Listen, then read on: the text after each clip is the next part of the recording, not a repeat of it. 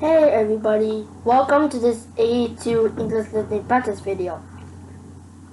You can use this video to practice your listening and comprehension as I speak. Before we start, remember to download my Listening Time podcast and become a member at the patreon.com/listeningtime to receive my listening specialized training to understand native speakers.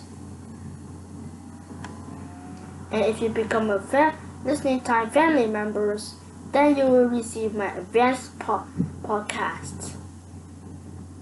Okay, today we're going to talk about names. This is a fun topic to talk about, especially with people from different countries. There are many different types of naming customs around the world. So let's talk a little bit about names in the US. Americans usually have 3 names, which we call the first name, middle name, and last name. When people get married, the wife usually takes her husband's last name. And then, if they have kids, their children take their father's last name. One thing I want to note is that there are tons and tons of different names in the US. Obviously, every country has a wide variety of names, but it seems like in the US, there are even more names. Of course, there are many traditional names that have been used in English for many centuries. And there are many biblical names that people give their children. But there's also many non-traditional names that people give their children. These names might come from other language, or they might be variations of existing names. Or they might be names that the parents invented. Parents can get very creative with children's names nowadays. Let me talk a little bit about naming custom in Mexico, where I live. Here, people have a first and middle names like in the US, but in the difference, they have 2 last names instead of 1. Their first last name is their father's last name, and the second last name is their mother's last name. So in general, Mexican names are longer than American names or names in other countries.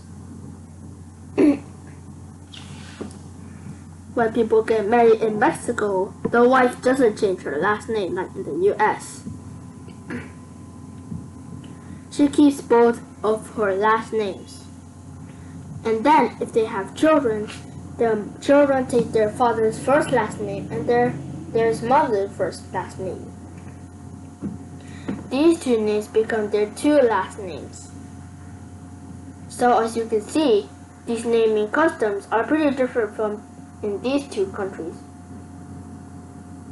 and in other countries around the world. Their naming customs might be completely different from Mexico or the US. Now, let's talk a little bit about nicknames. These are names that people call others people that aren't their real names. There are certain names in different languages that have an accompanying nickname. For example, in English, people named Robert might be called Bob sometimes.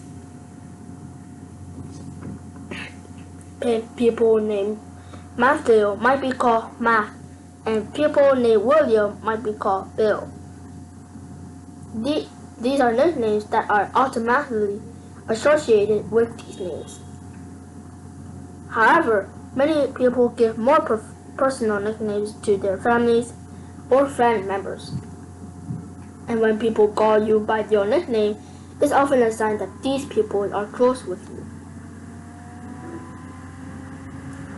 They feel more comfortable with you, and so they feel like they can call you by your nickname. I think this is the case in most countries. I had a couple different nicknames when I was young, and I called some of my friends by their nicknames. How about you? Do you have a nickname? Okay, that's all for today. Okay, so remember to download the Listening Time podcast and become a member at the patreon.com/listeningtime to receive my specialized training, which will help you understand native speakers. And if you become a Listening Time family member, then you can receive my advanced podcast episodes, which will help you reach a higher level of English listening skills. Also, subscribe to the channel, click on the bell, and follow us on Instagram. I'll see you next time.